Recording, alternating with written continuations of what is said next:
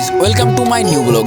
আজকে আমরা 3 বন্ধু চলে যাচ্ছি আমাদের গ্রামের চরের মাঠ দেখতে এবং আমাদের গ্রামের পাশের নদীটা একটু ঘুরে দেখতে। তো চলুন ঘুরে দেখা যাক।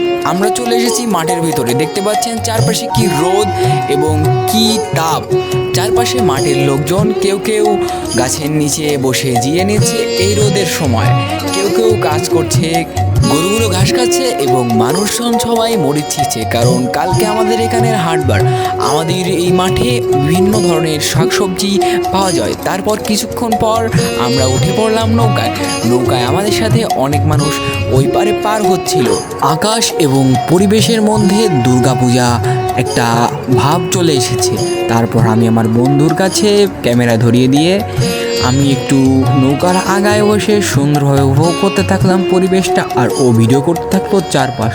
কি সুন্দর পরিবেশ দেখুন চারপাশে, এখানে এলে সত্যিই মন ভরে যায়।